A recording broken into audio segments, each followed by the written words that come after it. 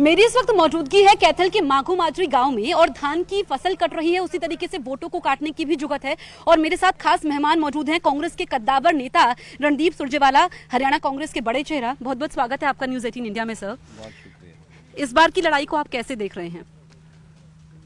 लोगों ने लगभग मन बना लिया है। बीजेपी सिंगल डिजिट में जाने वाली है हरियाणा में, तो वो 10 का आंकड़ा नहीं छुएंगे, ऐसा मेरा अनुमान है। और कांग्रेस आज के दिन 70 सीट पर खड़ी है और अगले जो 12 दिन बचे हैं उसमें केवल बढ़ोतरी होगी। तो जैसा 1987 के चुनाव में देवीलाल जी की 85 सीट तक आ गई थी, आप बिल्कुल आश्चर्यचकित मत होइएगा अगर कांग्रेस 80 सीट पर पहुंच जाए तो। बहुत बड़ी बात आप कह रहे हैं कि कांग्रेस की सरकार बन रही है, ऊपर से 85 सीट का आप दावा कर रहे हैं। सर, मुख्यमंत्री कौन होगा? हमारे यहाँ बड़ी इस्टेब्लिश प्रैक्टिस है, एक निश्चित प्रक्रिया है। कांग्रेस के विधायकों से राय ली जाएगी और उसके बाद राहुल गांधी जी और खड़गे जी निर्णय करेंगे।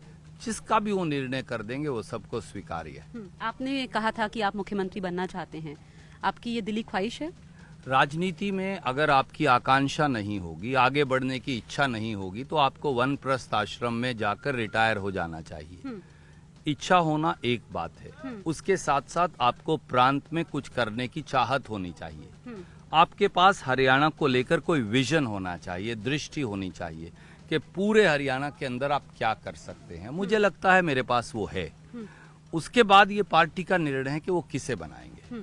क्योंकि हमने देखा कि कांग्रेस में गुटबाजी की भी खबरें आई। कुमारी शैलजा की अगर हम बात करें, बीजेपी कह रही है कि कांग्रेस में तो महिलाओं का सम्मान ही नहीं होता है। हाँ, शायद इसीलिए कविता जैन जी फूट फूट कर खून के आंसू रो रही थी, जो उनकी पूर्व मंत्री हैं, जो दुर्व्यवहार बीजेपी ने किया। शायद इसीलिए करणदेव कंबोज, जो उनके पिछड़ा वर्ग के प्रदेश अध्यक्ष हैं, उन्होंने खून के आंसू रोए और यहाँ तक कि मुख्यमंत्री से हाथ मिलाने से इनकार कर दिया।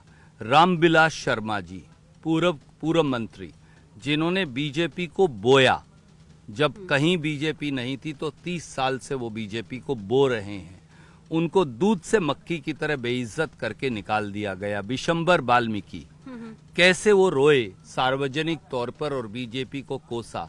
तो जूतों में दाल कहीं बट रही है तो वो बीजेपी में है। कैमरा पर्सन रंजन चंद्रा के साथ जसप्रीत कौर।